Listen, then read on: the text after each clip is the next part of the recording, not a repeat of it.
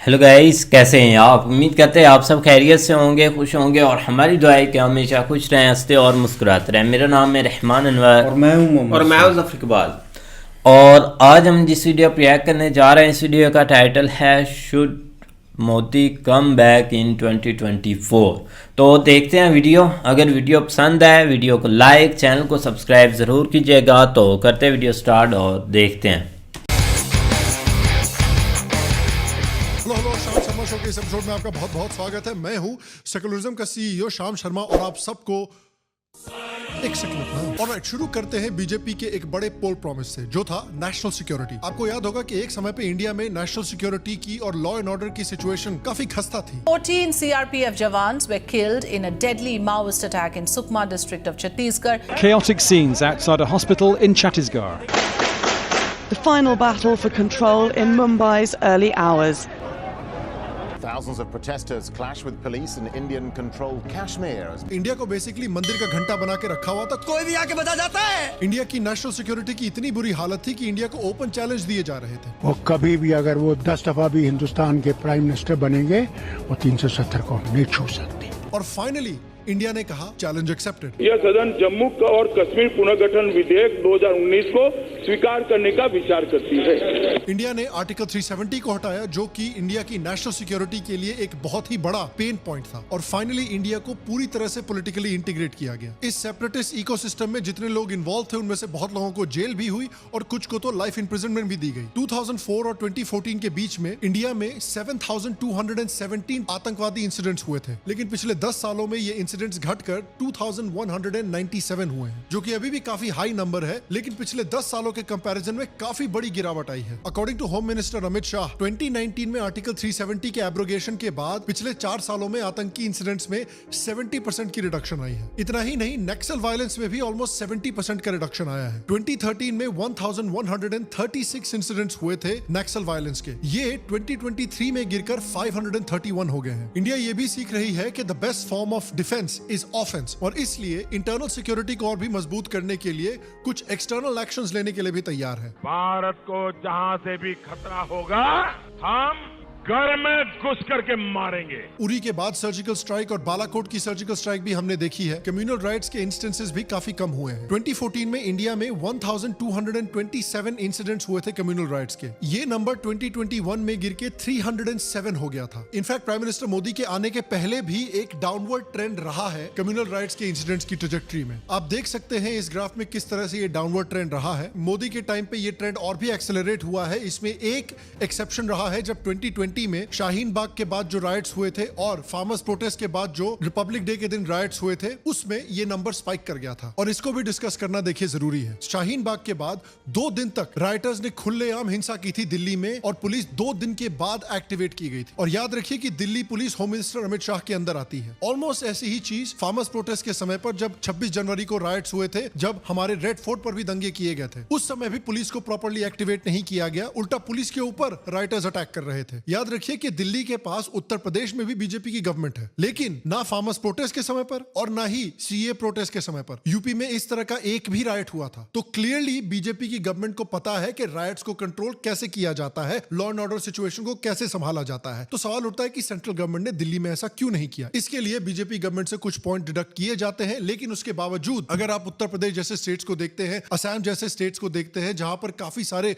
Communal riots होते थे और लॉ एंड ऑर्डर की सिचुएशन बहुत ही खराब थी, वहां पर काफी ड्रास्टिकली पिछले 5 से 8 सालों में लॉ एंड ऑर्डर की सिचुएशन इंप्रूव हुई है। इनफैक्ट ये एक बहुत बड़ा रीजन था कि क्यों लोगों ने दोबारा योगी आदित्यनाथ जी के लिए वोट किया था। तो नेशनल सिक्योरिटी और लॉ एंड ऑर्डर की सिचुएशन को इंप्रूव करने के लिए बीजेपी गवर्नमेंट को मिलते हैं 7 आउट ऑफ 10 सेक्युलर प्रणाम्स। देखिए, इस वीडियो में हम डिफेंस में इकोनॉमिकली सेल्फ रिलायंट होने की बात कर रहे हैं, आत्मनिर्भर बनने की बात कर रहे हैं। हमारी इकोनॉमी भले ही ग्रो कर रही हो, ये देश और भी प्रॉस्परस बन रहा हो, लेकिन हर जगह हालात अच्छे नहीं हैं। दुनिया के बहुत सारे देशों में इंक्लूडिंग इंडिया रिसेशन के हालात बन रहे हैं, इन्फ्लेशन के हालात बन रहे हैं। काफी सारी इंडस्ट्रीज में लोगों की नौकरियां जा रही हैं। आजकल ले ऑफ जैसे शब्द जो हैं वो अंबानी वेडिंग जैसे फ्रेजेस की तरह सोशल मीडिया पर ट्रेंड हो रहे हैं। और इस तरह के ले ऑफ्स का एक बड़ा कारण है आर्टिफिशियल इंटेलिजेंस का बढ़ता यूज और बढ़ती पॉपुलैरिटी। देखिए आज के दौर में जो एआई में एक्सपर्ट है या जिसको एआई की नॉलेज है उसको एक बहुत सिग्निफिकेंट एडवांटेज है जॉब मार्केट में। चाहे आप टेक रोल्स में हो या नॉन टेक रोल्स में हो, जैसे sales, marketing, HR, operations, freelancer हो या किसी कंपनी के फाउंडर ही क्यों ना हो, एआई की knowledge is a very strong competitive advantage. तो आपको हेल्प करने के लिए इस वीडियो में हमारे फ्रेंड्स आए हैं ग्रोथ स्कूल, जिन्होंने आपके लिए एक 3 घंटे का फ्री चैट जीपीटी और एआई का वर्कशॉप ऑर्गेनाइज किया है। ये वर्कशॉप्स जनरली पेड होते हैं, लेकिन क्योंकि ग्रोथ स्कूल हमारे फ्रेंड्स हैं और हम आपके सीईओ हैं, तो हमारे लिए कुछ स्पेशल पर्क्स मिले हैं, जिसमें श्याम शर्मा शो के पहले 1000 व्यूअर्स जो इस सेमिनार के लिए रजिस्टर करेंगे, उनकी रजिस्ट्रेशन बिल्कुल फ्री होगी। इस रजिस्ट्रेशन का लिंक नीचे दिए गए डिस्क्रिप्शन में अवेलेबल है। अगेन, इस रजिस्ट्रेशन से जो नॉलेज, जो एक्सपर्टीज आपको मिलेगी, उस एक्सपर्टीज से ना सिर्फ आप अपनी जॉब सिक्योरिटी बढ़ा सकते हैं, बल्कि आपको अपने करियर में एक बूस्ट भी मिल सकता है। आप शायद हायर पेइंग जॉब्स के लिए अप्लाई कर सकते हैं। इस वर्कशॉप को मैंने भी चेकआउट किया है। ऑनेस्टली मेरा नीश तो कंटेंट क्रिएशन है। कंटेंट क्रिएशन में भी एआई को अडॉप्ट करना, एआई की नॉलेज होना is a very big competitive advantage in my opinion. मैं इस वर्कशॉप को 5 आउट ऑफ 5 सेक्युलर प्रणाम की रेटिंग दूंगा। ऑलरेडी 8 लाख से ज्यादा लोगों ने इस वर्कशॉप को अटेंड किया है और अपने करियर में एक कंपेटिटिव एडवांटेज को इंक्लूड किया है। तो देर किस बात की? अनंत अंबानी के बच्चे होने का वेट कर रहे हो क्या? नीचे दिए गए डिस्क्रिप्शन में ग्रोथ स्कूल के वर्कशॉप के लिंक पर क्लिक करें और पहले 1000 लोगों को ये इतना बड़ा कंपेटिटिव एडवांटेज बिल्कुल फ्री में मिलेगा। So don't wait, click on the link right now. And now back to the video. फिर बात करते हैं बीजेपी गवर्नमेंट के दूसरे बड़े पोल प्रॉमिस की, और वो था भारत का कल्चरल रिवाइवल। अब देखिए, एक बड़ा प्रॉमिस उन्होंने हाल में ही कंप्लीट किया है। 500 साल के बाद फाइनली भारत में दोबारा राम मंदिर का निर्माण किया गया है। बीजेपी के सीनियर मिनिस्टर्स ये भी कह रहे हैं कि अयोध्या तो झांकी है, काशी मथुरा अभी बाकी है, जो सुन के बिल्कुल वो फील्स गुड मैन वाली फीलिंग आती है। अगर हम योगा की भी बात करें तो योगा का भी रिवाइवल और योगा को पूरे दुनिया में फैलाना और योगा की दोबारा इंटेलेक्चुअल ओनरशिप लेना, इसमें भी बीजेपी ने काफी अच्छा काम किया है। Yoga means to unite. श्वास भरते हुए पीछे की ओर झुक जाए। Yoga's rising popularity in Saudi Arabia. दर्जनों देश आज इंटरनेशनल योगा डे मनाते हैं इंडिया की लीडरशिप में। अगर मंदिरों के बारे में फिर से बात की जाए तो ना सिर्फ राम मंदिर को बनाया गया है, बल्कि इंडिया में कई बड़े मंदिरों को भी रेनोवेट किया गया है, जैसे कि सोमनाथ मंदिर, कश्मीर का मां शारदा मंदिर, उत्तराखंड में केदारनाथ, उसके साथ साथ उज्जैन कॉरिडोर, और पूरे देश में इस तरह के बहुत सारे मंदिरों को रेनोवेट किया जा रहा है। काशी विश्वनाथ कॉरिडोर भी हाल में ही डेवलप किया गया है। मिर्जापुर में विंध्याचल धाम कॉरिडोर भी डेवलप किया जा रहा है। इस प्रोजेक्ट में टेम्पल मेकओवर और एक वाइडर पाथ गंगा रिवर तक डायरेक्टली बनाया जा रहा है। उसके साथ साथ बद्रीनाथ धाम कॉरिडोर, जो बद्रीनाथ धाम और केदारनाथ धाम के बीच का एक टूरिस्ट हब बनाया जाएगा। चारों धाम को कनेक्ट करने के लिए प्राइम मिनिस्टर ने 4 धाम रेलवे प्रोजेक्ट को भी स्टार्ट किया है। गवर्नमेंट ये देखती है कि इससे न सिर्फ हमारे देश का स्पिरिचुअल रिवाइवल होगा, बल्कि यहाँ पर एक बहुत बड़ा इकोनॉमिक पोटेंशियल भी है। और कल्चरल रिवाइवल की बात चल ही रही है, तो आप देखिए कि कल्चरल रिवाइवल सिर्फ भारत में नहीं हो रहा। इनफैक्ट हाल ही में 14 फरवरी को प्राइम मिनिस्टर मोदी ने यूएई में, जो कि एक अरब इस्लामिक कंट्री है, वहां पर एक बड़े खूबसूरत और भव्य मंदिर का इनॉग्रेशन किया है। हाल में ही यूनाइटेड स्टेट्स में भी दुनिया का 2nd लार्जेस्ट मंदिर बनकर तैयार हुआ है। Now take a look at this. You would think you're looking in Asia, but this is actually in our backyard. The largest Hindu temple in the US is opening in Robbinsville, New Jersey. G20 summit में भी India ने अपने culture को पूरी दुनिया के सामने proudly showcase किया है, जबकि एक ऐसा समय था जब हमें सिखाया जाता था कि हमारा कल्चर ऑप्रेसिव है और हमारे कल्चर में हमको कोई प्राइड नहीं लेनी चाहिए। ये बात भी हमें समझनी पड़ेगी कि भारत का कल्चरल और स्पिरिचुअल रिवाइवल तब तक नहीं हो सकता जब तक हमारे देश में कुछ इंपॉर्टेंट सोसाइटल रिफॉर्म नहीं आते। उस इंपॉर्टेंट सोसाइटल रिफॉर्म का एक बहुत बड़ा पहलू है कास्ट बैरियर्स को तोड़ना। बीजेपी आज एक ऐसी चीज अचीव कर रही है जिसे उतना डिफिकल्ट माना जाता था जितना एक ऐसे आदमी को ढूंढना जिसने एक्चुअली आदि पुरुष फिल्म को एंजॉय किया हो। खराब हो जाएगा मैं मां। और वो चीज है भारत के कास्ट बैरियर्स को तोड़ना। बीजेपी ने भारत के कास्ट बैरियर्स को 2 तरीकों से तोड़ा है। पहला तरीका है हिंदुत्व का इस्तेमाल करके, जिसमें राम मंदिर को बनवाना, काशी मथुरा के लिए कैंपेन करना, सिटीजनशिप अमेंडमेंट एक्ट को पास करना, आर्टिकल 370 को एब्रोगेट करना। और दूसरा तरीका है टारगेटेड वेलफेयर प्रोग्राम्स करके देश के सभी कास्ट को पॉलिटिकल, सोशल और इकोनॉमिक मेन स्ट्रीम से जोड़ना। For example jam Trinity, Ujjwala योजना, मुद्रा योजना, गांव से गांव जाकर टॉयलेट्स की कंस्ट्रक्शन करना, गांव से गांव जाकर इंटरनेट का इंफ्रास्ट्रक्चर बनाना, गांव से गांव में पानी पहुंचाना। और इसका रिजल्ट आप देखिए कि 2014 के कंपैरिजन में 2019 में बीजेपी को OBC, schedule caste, schedule tribe और अपर कास्ट सबका वोट शेयर बढ़ा है। ओबीसी का वोट शेयर 34% से 44% बढ़ा है, शेड्यूल कास्ट का 24% से 34% बढ़ा है, शेड्यूल ट्राइब्स में 38% से 44% बढ़ा है, 60% अपर कास्ट के वोट भी बीजेपी को गए हैं। एक समय पर बीजेपी को ब्राह्मण बनिया पार्टी कहा जाता था, आज उसी बीजेपी का सबसे बड़ा बेस ओबीसी है और उन्हें बहुत बड़ी मात्रा में शेड्यूल कास्ट और अपर कास्ट से भी सपोर्ट मिल रहा है। अक्षय कुमार ने वेलकम फिल्म में कहा था ना, मिरेकल हो गया। ये तो बीजेपी इन सभी कास्ट को अपने पार्टी में हर एक लेवल पर भी रिप्रेजेंटेशन दे रही है, चाहे वो लोकल लेवल हो या सीनियर लेवल हो। देखिए, वीर सावरकर का मानना था कि भारत को 1000 साल तक गुलाम बनाकर इसलिए रखा गया था क्योंकि भारत के लोग बाहरी दुश्मनों के सामने यूनाइट नहीं हो पाए थे। वीर सावरकर का मानना था कि अगर भारत के लोग यूनाइट हो जाते तो बाहर की कोई भी ऐसी ताकत नहीं है जो भारत को हरा पाती। और आज हमारी आंखों के सामने वीर सावरकर का वही सपना पूरा किया जा रहा है। और देखिए, अगर कल्चरल रिवाइवल लाना है और सोसाइटल रिफॉर्म करना है तो सिर्फ हिंदू कम्युनिटी का ही नहीं बल्कि मुस्लिम कम्युनिटी का भी करना जरूरी है, उनको भी मेन स्ट्रीम से जोड़ना जरूरी है। और उसके लिए यूनिफॉर्म सिविल कोड को पास करना जरूरी है और उसके लिए भी बीजेपी की गवर्नमेंट कुछ बड़े कदम ले रही है। 2017 में बीजेपी ने ट्रिपल तलाक को इलीगलाइज किया, जो भारत में मुस्लिम औरतों के लिए इक्वालिटी के लिए एक बहुत बड़ा स्टेप था। ढोल नगाड़ों के साथ ये मुस्लिम महिलाएं पीएम मोदी को थैंक यू बोलने के लिए बीजेपी के दफ्तर पहुंची थी। और यूनिफॉर्म सिविल कोड को भी भारत ने इंप्लीमेंट करने का एक बहुत बड़ा स्टेप था। अभी बीजेपी की गवर्नमेंट उत्तराखंड में भी यूनिफॉर्म सिविल कोड को ट्रायल कर रही है। Uniform Civil Code in Uttarakhand soon. In a big development, Dhami cabinet approved the draft UCC bill on Sunday. और काफी बात चल रही है कि थर्ड टर्म आते ही बीजेपी यूनिफॉर्म सिविल कोड को भी इंप्लीमेंट करेगी और ये मोदी की गारंटी है। तो देखिए, काफी पॉजिटिव चीजें हुई हैं, लेकिन अनफॉर्चुनेटली कुछ नेगेटिव चीजें भी हैं जिनको मेंशन करना जरूरी है। और उनमें से सबसे बड़ा है कि आज भी भारत के कुछ बहुत बड़े मंदिर गवर्नमेंट कंट्रोल में हैं और एक भी चर्च या एक भी मस्जिद गवर्नमेंट कंट्रोल में नहीं है। सीए को पास तो किया गया है, लेकिन सीए को ऑफिशियली अभी तक नोटिफाई नहीं किया गया है। तो जो बेनिफिट्स है पाकिस्तान, बांग्लादेश और अफगानिस्तान के से आए हुए रेफ्यूजीज को, वो अभी भी ऑफिशियल तरीके से उनको नहीं मिल रहे हैं। तो देखिए, बात करना तो ठीक है, लेकिन एक्शन भी इस बात पर अब लेना जरूरी है। क्योंकि बात करने को तो मैं भी कह सकता हूं कि भाई एंजेलिना जोली मेरी एक्स गर्लफ्रेंड है, लेकिन बोलने से ये बात सच नहीं हो जाती। उसके बाद बीजेपी मानती है कि भाई गंगा नदी जो है वो भारत का एक तरह से स्पिरिचुअल सेंटर है। मोदी जी ने अपना एक पेट प्रोजेक्ट भी अनाउंस किया था, नमामि गंगे, जिसके लिए 20,000 करोड़ को रेज किया गया था। और इसलिए सरकार अरबों खरबों रुपया खर्च करके गंगा की सफाई पर लगी है। मोदी जी ने कहा था कि 2020 तक ये प्रोजेक्ट कंप्लीट होगा और गंगा नदी को पूरी तरह से साफ किया जाएगा। लेकिन अनफॉर्चुनेटली गंगा नदी की कंडीशन मोर और लेस सेम ही है। गंगा नदी में साफ सफाई के हाल क्या है, देख रहे थे, सिर्फ गंदगी बह रही है, कोई माला फूल बह रहा है। क्या आपको दिखाई दिया है कुछ फर्क? हमको नहीं दिखाई दिया। स्थानीय लोगों का कहना है कि कुछ तो कोशिश की जा रही है, पर शायद ये कोशिश काफी नहीं हो। तो ये भी एक काफी बड़ा फेलियर है कल्चरल फ्रंट पर। लेकिन मेरी तरफ से बीजेपी को एक्स्ट्रा पॉइंट्स मिलते हैं सिर्फ फारूक अब्दुल्ला जी से ये करवाने के लिए। मेरे राम मेरे राम मेरे राम मेरे राम। मजा आया। तो देखिए, हाँ कुछ नेगेटिव्स हैं, लेकिन ओवरऑल बीजेपी ने जो बड़ी चीजें प्रॉमिस की थी अपनी मैनिफेस्टो में उनको डिलीवर किया है।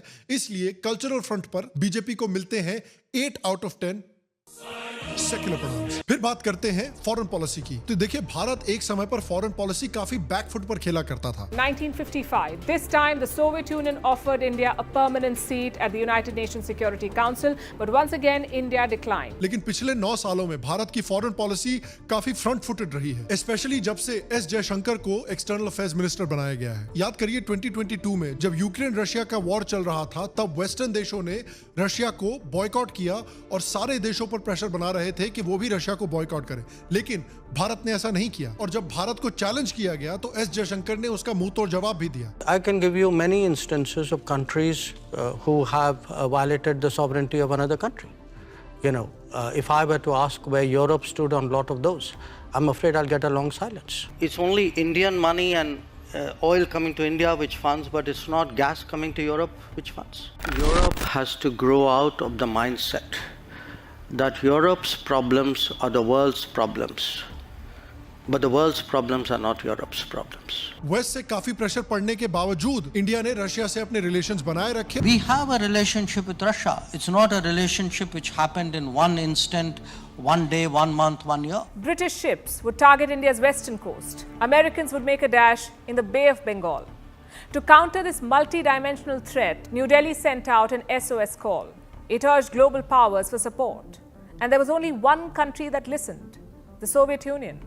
It dispatched a fleet of naval vessels from Vladivostok, a number of nuclear-armed ships and atomic submarines. They encircled American and British warships, stopped them from entering India's territorial waters. और इसका India को काफी economic फायदा भी हुआ in terms of oil prices. अरे बाप रे, ये तो धोती खोल रहा है। और इतना ही नहीं, उन्होंने ना सिर्फ रशिया से अच्छे रिलेशनशिप बनाकर रखे, बल्कि वेस्टर्न सैंक्शंस को भी अवॉइड किया और अमेरिका, यूके, ऑस्ट्रेलिया जैसे वेस्टर्न देशों से भी बहुत ही अच्छे रिलेशंस बनाकर रखे हैं। भारत की फॉरेन पॉलिसी भी काफी पीपल सेंट्रिक है। External affairs minister Sushma Swaraj ji ने एक पॉलिसी शुरू की थी जिसमें उन्होंने कहा था कि भाई भारत के लोग चाहे मार्स पर भी फंसे हुए हो, इंडियन गवर्नमेंट उनको जाकर बचाकर घर वापस लाएगी। और यही काम एस जयशंकर ने भी कंटिन्यू किया है। आप याद करिए कि कतर में किस तरह से 8 एक्स नेवी पर्सनल को मौत की सजा सुनाई गई थी और इंडिया ने ना सिर्फ उनकी मौत की सजा कैंसिल कराई बल्कि उनको सुरक्षित घर भी वापस ले आए। Without the intervention of prime minister Modi it wouldn't be, आज हम आपके सामने खड़े नहीं हो रहे होते। आज तक कतर के इतिहास में ऐसा नहीं हुआ कि नेशनल सिक्योरिटी के चार्जेस के बाद किसी की फांसी की सजा को ड्रॉप किया गया हो। याद कीजिए कि मार्च 2019 में भी किस तरह से जब विंग कमांडर अभिनंदन पाकिस्तान में क्रैश हो गए थे तो कितनी आराम से और आसानी से इंडियन गवर्नमेंट उनको छुड़ाकर वापस ले आई थी। विंग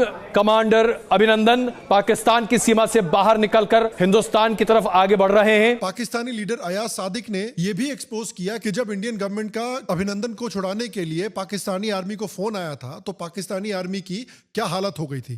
पैर कांप रहे थे, पसीने माथे पे थे और हमसे शाह महमूद साहब ने कहा, फॉरेन मिनिस्टर साहब ने, कि खुदा का वास्ता है अब इसको वापस जाने दें क्योंकि 9 बजे रात को हिंदुस्तान पाकिस्तान पे अटैक कर रहा है।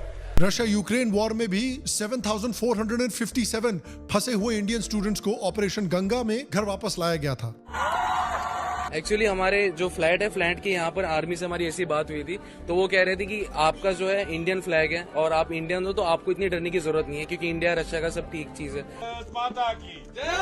कोविड में फंसे हुए लाखों इंडियंस को ऑपरेशन समुद्र सेतु और ऑपरेशन वंदे भारत में भी सेफली घर वापस लाया गया था। When I went to Indian consulate, they were like really helpful. Really, I can't even express my gratitude to like all of them. जिस तरीके से हमें यहाँ पे क्लियर करके पहुंचा है, मेरे पास वर्ड्स नहीं आप लोगों को थैंक यू बोलने के। India has kicked off the world's biggest evacuation mission. Indians stranded abroad have begun arriving. Mission Vande Bharat is expected to bring back more than 1 million Indians. जहां पर यूएसए और China जैसे देश बहुत self centric हैं development में कि वो अपनी डेवलपमेंट करते हैं चाहे क्यों ना बाकी दुनिया का घाटा हो इसमें। लेकिन इंडिया की जो कल्चरल पॉलिसी है वसुधैव कुटुंबकम की, उस पॉलिसी को इंडिया ने फॉरेन पॉलिसी में भी फॉलो किया है। और देखिए कि पिछले कुछ सालों में कितने देशों की मदद की है। टर्की जैसा देश जो कि भारत का दुश्मन है, हर एक चीज में पाकिस्तान को सपोर्ट करता है। वहां पर भी जब अर्थक्वेक आया था, बहुत सारे लोगों की जाने गई थी, तब भी इंडिया ने फ्रंट फुट पर जाकर टर्की की मदद की थी। तुर्की में आए विनाशकारी भूकंप पर हम सभी की दृष्टि लगी हुई है। भूकंप पीड़ितों की हर संभव मदद के लिए तत्पर है। The Turkish public health system has collapsed here in Iskenderun. The Indian army is filling the gap. India को जब G20 की लीडरशिप मिली थी तो उन्होंने पहला कदम ये उठाया था कि अफ्रीकन यूनियन को G20 का परमानेंट मेंबर बनाया था। मैं अफ्रीकन यूनियन के अध्यक्ष को G20 के स्थायी सदस्य के रूप में अपना स्थान ग्रहण करने के लिए आमंत्रित करता हूं। You know, we're quite delighted at the leadership demonstrated by Prime Minister Modi. India ने मिडिल ईस्ट में भी बहुत ही मास्टरफुल फॉरेन पॉलिसी फॉलो की है। इस समय पर इंडिया के 2 सबसे क्लोज एलाइज एक्चुअली 2 अरब मुस्लिम देश हैं, यूएई और सऊदी अरेबिया। और ना सिर्फ इंडिया ने इन 2 अरब मुस्लिम मुल्कों के साथ अच्छे रिलेशंस बनाए हुए हैं बल्कि उसके साथ साथ इजराइल जैसे देश के साथ भी बहुत ही स्ट्रॉन्ग रिलेशंस बनाए हुए हैं। In fact prime minister Modi India के पहले प्राइम मिनिस्टर थे जिन्होंने इजराइल का ऑफिशियल दौरा किया था। और जब अक्टूबर 7 को हमास ने इजराइल के ऊपर अटैक किया था तो इंडिया बहुत स्ट्रांगली इजराइल के साथ आकर खड़ा हुआ था। Deeply shocked by the news of terrorist attacks in Israel, our thoughts and prayers are with the innocent victims. Heartfelt from the huge support we got from India, from the Prime Minister. What happened on October 7th was terrorism. लेकिन भारत ने innocent Palestinians को भी support दिया था और Gaza में humanitarian add भी भेजी थी और इंडिया ने हमेशा इजराइल और पैलेस्टाइन के लिए एक पीसफुल टू स्टेट सोल्यूशन को एडवोकेट किया है। इंडिया अपने नेबरहुड के देशों के साथ भी बहुत स्ट्रॉन्ग रिलेशनशिप डेवलप कर रहा है। इंडिया की बांग्लादेश के साथ भी पिछले कुछ सालों में बहुत स्ट्रॉन्ग रिलेशनशिप डेवलप हुई है। 2021 में भारत और बांग्लादेश के बीच के व्यापार में करीब 94% की बढ़ोतरी हुई है और इंडिया ने बांग्लादेश को हेल्प की थी कि वो सेफली और ओपनली अपने इलेक्शंस को कंडक्ट कर सके, जिसके लिए बांग्लादेश पीएम शेख हसीना ने प्राइम मिनिस्टर मोदी को धन्यवाद भी दिया था। भारत ने अफगानिस्तान में $2.2 बिलियन का इन्वेस्टमेंट भी किया है एजुकेशन और टेक्निकल डेवलपमेंट के लिए। India has invested more than $2 billion in projects in Afghanistan. और इंडिया ने जब पिछले साल बहुत बड़ी इकोनॉमिक क्राइसिस चल रही थी श्रीलंका में, तब श्रीलंका को बहुत मदद भी की थी financially. India is the greatest partner of our recovery and stabilization. I think all the other countries put together had not done what India had done for us. जिसके लिए श्रीलंका के बड़े बड़े सेलिब्रिटीज जैसे सनत जयसूर्या और रणतुंगा ने भी भारत को धन्यवाद कहा था। भारत की डिप्लोमेसी के लिए भारत के प्राइम मिनिस्टर को कई देशों के सबसे बड़े सिविलियन अवार्ड्स भी मिले हैं। ग्रीस की राष्ट्रपति कैटरीना साकेलारोपोulou प्रधानमंत्री नरेंद्र मोदी का सम्मान करती हुई और ये तस्वीरें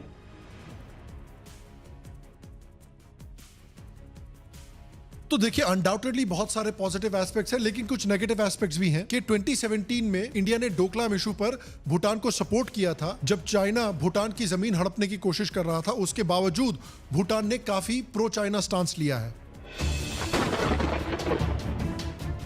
Bhutan appears to have shifted position. Its Prime Minister has made a statement. It is not up to Bhutan alone to solve the problem. There are three of us.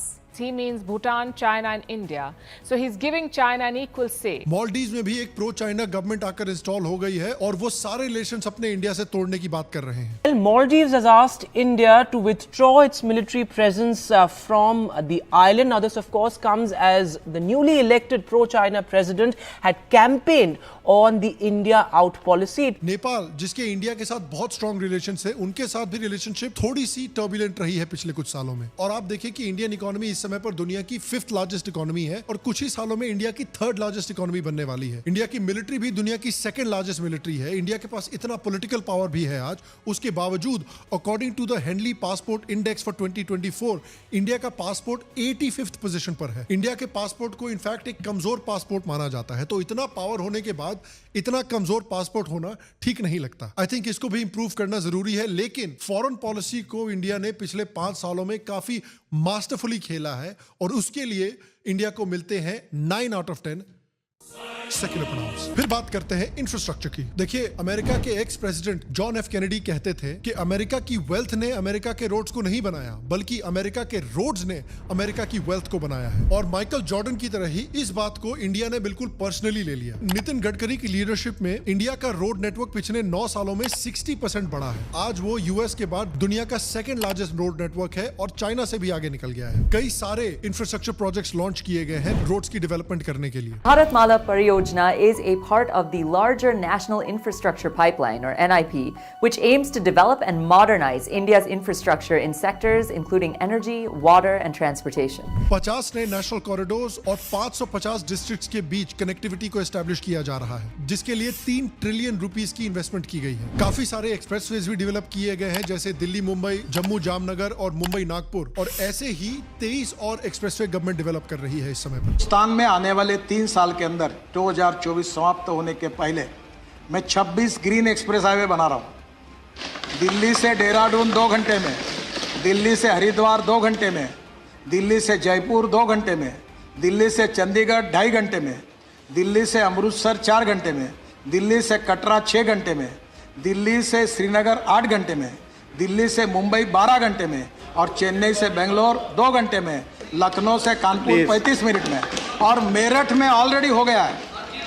Meerut से दिल्ली 4.5 घंटे लगते थे, अब 40 मिनट में आ रहे हैं। और जॉन एफ कैनेडी ने जो कहा था उस हिसाब से आप देख सकते हैं कि इंफ्रास्ट्रक्चर इंप्रूव होने से, रोड्स इंप्रूव होने से इकोनॉमी इंप्रूव होती है। पिछले 10 सालों में 95,000 किलोमीटर्स के हाईवेज डेवलप किए गए हैं। रिसेंटली रोड कनेक्टिविटी के मामले में इंडिया चाइना को पीछे छोड़ चुका है। भारत इस समय दुनिया का 2nd लार्जेस्ट रोड कनेक्टिविटी वाला देश है, और जहां आजादी से पहले इंडिया में सिर्फ 21,378 किलोमीटर लेंथ की रोड थी, वहीं भारत में 1,61,350 किलोमीटर के नेशनल हाईवेज मौजूद हैं। अगर रोड्स के अलावा भी देखें तो पूरे देश में according to the government toilet coverage को 2014 में 55% से बढ़ाकर 99% कर दिया गया है। कुछ इंडिपेंडेंट सर्वेस के मुताबिक लेकिन ये माना जाता है कि टॉयलेट कवरेज एक्चुअली 80% के आसपास है, लेकिन फिर भी ये काफी सिग्निफिकेंट इंप्रूवमेंट है इन माय ओपिनियन। अगर इंटरनेट कनेक्टिविटी को भी देखा जाए तो CNN ने एक आर्टिकल लिखा था जिसमें उन्होंने कहा था कि the future of internet is Indian. Government investment की वजह से इंडिया की 52% ऑफ द पॉपुलेशन यानी 759 मिलियन पीपल 2022 में इंटरनेट को एक्सेस कर पा रहे हैं। ये नंबर 2025 में बढ़कर 900 मिलियन होने वाला है। और इंटरेस्टिंग बात यह है कि इसमें से आधे से ज्यादा लोग रूरल एरिया से आते हैं। तो गवर्नमेंट की इन्वेस्टमेंट ने और रिलायंस जियो जैसे इनोवेशंस ने इंटरनेट को बहुत ही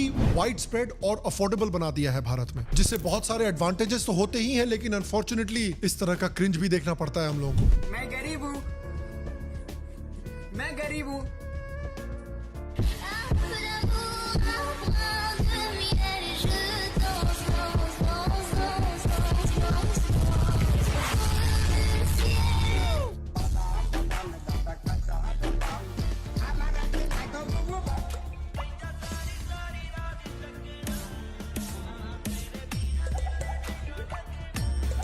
फेसबुक ने इंडियन गवर्नमेंट के साथ टाई अप किया है और वो रूरल इंडिया में 20,000 हॉटस्पॉट्स डेवलप करना चाहते हैं। गवर्नमेंट इस समय पर प्लान कर रही है 2.5 लाख हॉटस्पॉट्स रूरल इंडिया में इंस्टॉल करने की। और इतना वाइड स्प्रेड हो गया है इंटरनेट कनेक्टिविटी इंडिया में कि इंडिया में 2022 में 338 मिलियन यूजर्स डिजिटल पेमेंट्स इस्तेमाल कर रहे थे, जिसमें से 36% रूरल इंडिया से आते थे। तो इंफ्रास्ट्रक्चर के मामले में भी इंडिया ने काफी प्रोग्रेस किया है। कुछ अनफॉर्चुनेट इंसिडेंट्स रहे हैं, जैसे कुछ हाई प्रोफाइल ट्रेन एक्सीडेंट्स हुए हैं पिछले कुछ सालों में। उसके साथ साथ गुजरात जैसे एरियाज में कुछ ब्रिज कोलैप्सेस भी हुए हैं। तो आई थिंक अभी भी इंफ्रास्ट्रक्चर फ्रंट पे काफी इंप्रूवमेंट्स बची हैं, लेकिन ओवरऑल जिस वॉर फुटिंग से रोड्स की, इंटरनेट कनेक्शंस की, घर में पानी प्रोवाइड करने की और टॉयलेट्स प्रोवाइड करने का काम हुआ है, उसके लिए भी गवर्नमेंट को 7 आउट ऑफ 10 सेक्युलर प्रोनाउंस मिलते हैं। फिर बात करते हैं फाइनेंस और इकोनॉमी की। 2014 में भारत दुनिया की 10th लार्जेस्ट इकोनॉमी थी और आज इंडिया दुनिया की 5th लार्जेस्ट इकोनॉमी है और प्रोजेक्टेड है कि कुछ ही सालों में इंडिया दुनिया की 3rd लार्जेस्ट इकोनॉमी भी बनने वाली है। और इंडिया ने कैसे ग्रो किया है और बीजेपी की गवर्नमेंट ने कैसे परफॉर्म किया है पिछले कुछ सालों में, उसके लिए हम कुछ पैरामीटर्स को देखेंगे, जैसे GDP, income, inflation, fiscal deficit, FDI, digital transactions और ease of doing business. GDP के एक्चुअली फिगर्स सरप्राइजिंग है, बिकॉज अगर आप यूपीए का टेन्योर देखेंगे तो यूपीए के टेन्योर पे एवरेज जीडीपी ग्रोथ रेट 6.8% थी, लेकिन बीजेपी के टेन्योर पे एवरेज ग्रोथ रेट 5.7% थी। एक्सपर्ट्स का मानना है कि डीमोनेटाइजेशन के लॉन्ग टर्म बेनिफिट्स काफी होने वाले हैं, लेकिन इकोनॉमी को कुछ शॉर्ट टर्म शॉक्स मिले थे। सिमिलरली 2020 और 2021 में कोविड-19 का पैंडेमिक भी हुआ था, जिससे सिर्फ इंडिया में ही नहीं बल्कि पूरी दुनिया में बहुत बड़ा इकोनॉमिक स्लो डाउन हुआ था। हालांकि पिछले कुछ महीनों में इंडियन इकोनॉमी ने काफी स्ट्रांगली रिकवर किया है और प्राइम मिनिस्टर मोदी ने अनाउंस किया था कि पिछले क्वार्टर में इंडियन इकोनॉमी की ग्रोथ रेट 8.4% थी। याद कीजिए एक बार रघुराम राजन जी ने राहुल गांधी के साथ एक इंटरव्यू में इंडियन इकोनॉमी की ग्रोथ के बारे में क्या कहा था। I think that we would be lucky if we do 5% next year. आज उनके साथ कितना बड़ा मोए मोमेंट हो गया। अगर हम इनकम की बात करें, पिछले 9 सालों में रियल पर कैपिटा इनकम 43.6% बढ़ी है, कैजुअल लेबरर्स की इनकम 49% बढ़ी है, सैलरीड वर्कर्स की 19% और सेल्फ एम्प्लॉयड वर्कर्स की 8.5% बढ़ी है। जीडीपी पर कैपिटा भी 47% बढ़ी है। अगर इन्फ्लेशन को देखें तो आरबीआई रेकमेंड करती है कि इन्फ्लेशन रेट 2% और 6% के बीच होना चाहिए। बीजेपी में एवरेज अराउंड 4.7% के आसपास रहा है। अगर फिस्कल डेफिसिट की बात करें, फिस्कल डेफिसिट को अगर लेमैन टर्म्स में समझाया जाए तो देखिए, अगर सरकार के पास कम पैसे हों और वो अपने इनकम से ज्यादा पैसा खर्च करेगी तो सरकार का फिस्कल डेफिसिट होता है। फिस्कल डेफिसिट को माना जाता है कि 3% से ज्यादा नहीं होना चाहिए। मोदी की सेकंड टर्म में कोविड के कारण ये फिस्कल डेफिसिट बढ़कर जीडीपी की 6.5% तक हो गई थी। एफडीआई को अगर देखें तो पिछले 3 सालों में भारत में हर साल 50 बिलियन यूएसडी से ज्यादा की इन्वेस्टमेंट हुई है। फाइनेंस मिनिस्टर निर्मला सीतारमन के मुताबिक यूपीए गवर्नमेंट के मुकाबले में मोदी गवर्नमेंट के अंदर भारत की एफडीआई ग्रोथ 65% बढ़ी है। डिजिटाइजेशन की बात करते हैं, 2015 में भारत सरकार ने डिजिटल इंडिया योजना की शुरुआत की। इसका मेन उद्देश्य था कि भारत को एक डिजिटली एम्पावर्ड इकोनॉमी में बदला जाए। एक रिपोर्ट के मुताबिक 2018 के मुकाबले में 2022 में कुल यूपीआई ट्रांजैक्शंस की वॉल्यूम 200% तक बढ़ी है। अकेले 21 और 22 के बीच में लगभग 16,000 करोड़ के ऊपर की यूपीआई ट्रांजैक्शंस हुई हैं। और इस डिजिटाइजेशन की वजह से एक रिपोर्ट के मुताबिक भारत की इकोनॉमी में 6,800 करोड़ का एक्स्ट्रा इनकम जनरेट हुआ है। है। अगर ईज ऑफ डूइंग बिजनेस की बात करें तो देखिए भारत ने 2014 में बड़े जोरों शोरों से मेक इन इंडिया प्रोजेक्ट को अनाउंस किया था कि वो इंडिया को एक मैन्युफैक्चरिंग हब में तब्दील करना चाहते थे। लेकिन अनफॉर्चुनेटली मैन्युफैक्चरिंग सेक्टर में भारत का ग्राफ मोदी गवर्नमेंट के अंदर 15% से घर के 13% तक आ चुका है। फाइनेंशियल एक्सप्रेस के मुताबिक मैन्युफैक्चरिंग सेक्टर में जॉब्स 2014 से 46% तक घटे हैं। स्टार्टअप्स की ग्रोथ की अगर बात करें पिछले 3 सालों में 64% तक स्टार्टअप्स की इंक्रीज हुई है और 9 लाख से अधिक इस इकोसिस्टम में नौकरियां जनरेट हुई हैं। 2022 में इंडियन स्टार्टअप्स ने 33 बिलियन और 2023 में 35 बिलियन जनरेट किए हैं। तो पिछले कुछ सालों में जो इकोनॉमिक परफॉर्मेंस रही है वो उतनी रोबस्ट नहीं रही है जितनी I am sure Modi government hope कर रही होगी। फार्म लॉस को पास करने की कोशिश की थी इकोनॉमिक परफॉर्मेंस को इंप्रूव करने के लिए, लेकिन प्रोटेस्ट के बाद मोदी गवर्नमेंट ने उन फार्म लॉस को भी वापस ले लिया, जिसकी वजह से जो फार्मिंग कम्युनिटी में इनएफिशिएंसीज थी वो अभी भी मौजूद है। अनएम्प्लॉयमेंट की सिचुएशन को भी अगर आप देखें तो ऑब्वियसली कोविड के पैंडेमिक के समय पर अनएम्प्लॉयमेंट की सिचुएशन काफी खराब हो गई थी। इनफॉर्मल सेक्टर में बहुत सारे लोग अनएम्प्लॉयड हो गए थे कोविड के महामारी के बाद। थैंकफुली उन लोगों को डायरेक्ट बेनिफिट ट्रांसफर के साथ मोदी गवर्नमेंट ने मदद करने की कोशिश की, जिसकी वजह से ये सिचुएशन जितनी खराब हो सकती थी उतनी खराब नहीं हुई। लेकिन अल्टीमेटली गवर्नमेंट की जो फ्लैगशिप स्कीम्स रही हैं जैसे make in India, skill India, startup India, उन्होंने भी अनएम्प्लॉयमेंट का एक लॉन्ग टर्म सोल्यूशन अभी तक नहीं निकाल पाया है। तो भले ही पिछले क्वार्टर में 8.4% इकोनॉमी की ग्रोथ हुई हो, लेकिन इन सारी प्रॉब्लम्स की वजह से अगर ऑनेस्टली इसको देखा जाए तो बीजेपी गवर्नमेंट की इकोनॉमिक परफॉर्मेंस को 5 आउट ऑफ 10 सेक्युलर परिणाम ही मिलेंगे। फिर बात करते हैं साइंस एंड टेक्नोलॉजी के फील्ड की। इंडियन गवर्नमेंट ने चंद्रयान 3 को लॉन्च किया, जिसने सक्सेसफुली मून के अवे एंड पर लैंड किया, जिस जगह के नाम को शिव शक्ति पॉइंट रख दिया। And again feels good man. Chandrayaan ने नासा के फ्रैक्शन ऑफ द बजट में अपना मिशन पूरा किया। Meanwhile, वो तो पैसे लगा के जा रहे हैं ना, हम तो ऑलरेडी चांद पे रह रहे हैं, आपको नहीं पता? चांद पे पानी है? पानी नहीं है। हाँ तो इधर भी नहीं है। वहाँ पे गैस है? नहीं गैस। इधर भी नहीं है। वहाँ पे बिजली है? नहीं। ये अभी देखे लाइट नहीं है इधर भी।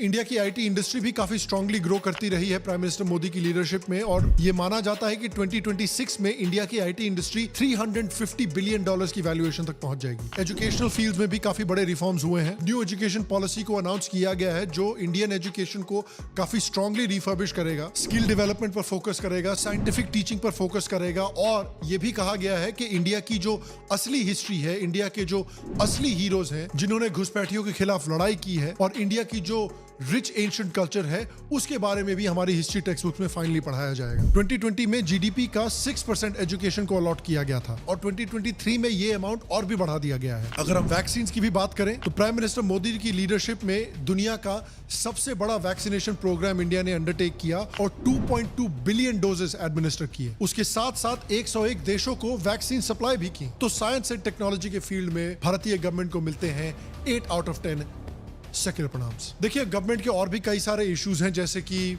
जुडिशियल रिफॉर्म जो कि गवर्नमेंट नहीं कर पाई है। आज भी अगर आप देखें तो दिसंबर 22 में 4.3 करोड़ केसेस हमारे कोर्ट सिस्टम में पेंडिंग चल रहे थे। सुप्रीम कोर्ट ऑफ इंडिया के फॉर्मर जज मार्कंडे काटजू जी ने कहा कि अगर कोर्ट्स एक नया केस भी नहीं लेते तो ये जो सारे पेंडिंग केसेस चल रहे हैं इनको निपटाने में 360 साल लग जाएंगे कोर्ट्स को। बेसिकली उतना ही टाइम है जितना मेरी वाइफ को लगता है किसी फंक्शन के लिए तैयार होने के लिए।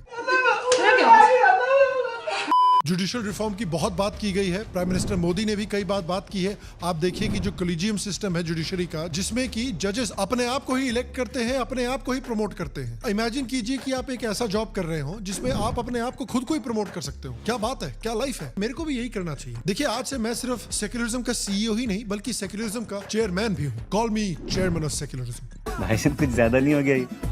तो जुडिशियल रिफॉर्म के मामले में इंडियन गवर्नमेंट को मिलते हैं 3 आउट ऑफ 10 सेक्युलर परिणाम। तो देखिए इकोनॉमी और जुडिशियल रिफॉर्म के मामले में बीजेपी ने उतना अच्छा परफॉर्म नहीं किया है जितना आई एम श्योर वो चाहते होंगे, लेकिन अपने कैंपेन में जो सबसे बड़े प्रोमिसेस उन्होंने दिए थे उनमें से I would say 80 to 85% promises को उन्होंने डिलीवर किया है। और मैं आपसे पूछना चाहता हूँ कि आपके हिसाब से बीजेपी को आप ओवरऑल ग्रेड फ्रॉम 0 सेक्युलर परिणाम्स टू 10 सेक्युलर परिणाम्स, आप कितने सेक्युलर परिणाम्स देंगे बीजेपी की गवर्नमेंट को? नीचे कमेंट सेक्शन में मुझे जरूर बताएं, और डोंट फॉरगेट के माई गव इंडिया के वेबसाइट पर जाकर न्यू इंडिया चैंपियंस के अवार्ड के लिए आप अपने सीईओ को जाकर वोट भी दे सकते हैं, भूले नहीं। बाकी मैं आपसे अगले एपिसोड में मिलूंगा, और तब तक स्वस्थ रहें, सुखी रहें, फिर मिलेंगे। और आप सबको गाइस, तो बिल्कुल यार एक इंटरेस्टिंग वीडियो है और इसमें कोई शक नहीं है। जो एक सर ने फैक्ट्स बताए हैं ना उनको देखा जाए तो एक बीजेपी की जो एक गवर्नमेंट है ना वो वापस 100% आएगी। और एक आंकड़े भी देखें या एक इस वक्त एक लोगों से भी पूछा जाए ना, लोग भी यही चाहते हैं कि जैसे एक इंडिया उभर कर इन 10 सालों में वापस आया है ना, या जैसे एक उन्होंने अपने रिलेशन या इंटरनेशनल लेवल पर अपनी एक फॉरेन पॉलिसी को एक इम्प्रूव किया और ये चीज़ें आगे दिखाई हैं, तो इसमें एक जो है ना 100% जो है ना वो बीजेपी ही आएगी। लेकिन आगे अब देख ले कि ये हमारे सामने ही है हर चीज़, हम जिस साइड भी देख लें। अब लास्ट सबसे एक बड़ा जो मूव है पीएम मोदी का, वो अब कश्मीर वाला देख लें कि कश्मीर में वो गए हैं, उनको एक आगे से इतना वेलकम हुआ है कि एक कोई बंदा एक्सेप्ट नहीं कर सकता था कि इतना भव्य वेलकम होएगा कि एक ऊपर से एक लोग इतना एक प्यार उनको देंगे। और यही चीज़ें एक देखते हुए सबको यही लग रहा है कि इस बार भी पीएम मोदी पीछे नहीं रहेंगे और बीजेपी जो है अपनी भाई सीटें जो है ना वो और ज़्यादा आगे जीत कर दिखाएगी। नहीं, बाकी सही बात है कि काफ़ी चीज़ें भाई बीच में आ जाती है। आप देखो ना, एक कंट्री ये जो बंदा सोचता है ना कि एकदम मतलब कि एक पटरी पर चढ़ जाए और हर चीज़ मतलब कि बराबर रहे, कोई एक नेगेटिव चीज़ें हुई ना, तो ये एक गलत बात होती है। आप जिस कंट्री में चले जाएँ कोई ना कोई एक प्रॉब्लम ज़रूर आपको फेस करनी पड़ती है। लेकिन एक जो एक पीएम मोदी जी का एक मतलब कि था ना एक एरा, इसमें काफ़ी चीज़ें ना चेंज हुई हैं जो कि एक लग रहा था कि ये कभी नहीं चेंज होगी, लॉन्ग टर्म तक जाएंगी, चाहे जो भी हो जाए ना। इंडिया कम से कम 50 साल तो इस पर ज़रूर गुजारेगा, इससे निकलना बहुत मुश्किल है। लेकिन वही चीज़ें भाई एक बीजेपी की गवर्नमेंट में मतलब कि 10 साल और 5 साल में वो एक बराबर हो गई थी। उसमें सबसे बड़ा मुद्दा एक राम मंदिर का था, आगे भी काफ़ी मतलब कि एक चीज़ें थी जो कि एक करने वाली थी। इसमें कश्मीर का आप ले लें आर्टिकल 370 जो कि एक बड़ा मुद्दा नहीं था, अब वो एक रिमूव हो गया भाई। एक उनको मतलब कि सब चीज़ें अब मिल भी रही हैं, इतना बड़ा इशू नहीं है क्योंकि अब हर चीज़ इधर एक कंट्रोल में रहेगी। और भी काफ़ी यार हैं चीज़ें, आप देखो ना एक दूसरी कंट्रियों के साथ मिलकर चलना, हर एक चीज़ को देखकर आगे बढ़ना होता है। अब ठीक है एक मतलब कि पाकिस्तान और इंडिया की अभी काफ़ी ना चीज़ें चेंज होने वाली है क्योंकि इधर काफ़ी ना एक मतलब कि एक लोग नहीं है वो जो एक कोऑपरेट करे इंडिया के साथ।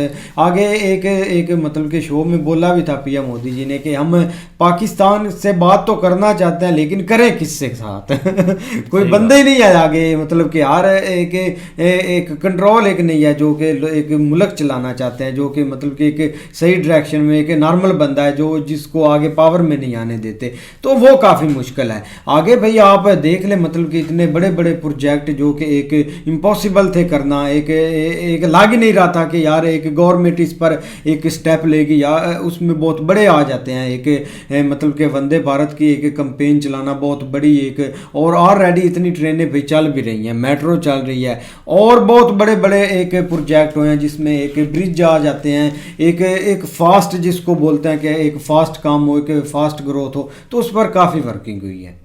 नहीं बिल्कुल ऐसे ही है, लेकिन जिस तरह आज भाई ने कैटेगरी के हिसाब से एक चीज़ों का बताया कि क्या क्या चीज़ें जो ना इम्प्रूव हुई हैं इस गवर्नमेंट में, जो मतलब ये लास्ट जो 10 साल पीएम मोदी जी की गवर्नमेंट रही है जिसमें एक लॉ एंड ऑर्डर जो है ना वो एक बहुत बड़ा चैलेंज था जो कि बंदा एक सोच भी नहीं सकता था, क्योंकि बाकी का रियासतों का तो इतना खास आप नहीं कह सकते, लेकिन सबसे ज़्यादा जो चैलेंजिंग था ना वो एक यूपी था, एक पीएम मोदी जी की गवर्नमेंट के लिए या सीएम योगी गवर्नमेंट के लिए। तो उन्होंने भाई वहाँ पे एक लॉ एंड ऑर्डर का जो एक लॉ एंड ऑर्डर कायम किया है ना, उसका जो है ना वो काफ़ी असर पूरे मुल्क के ऊपर पड़ा है।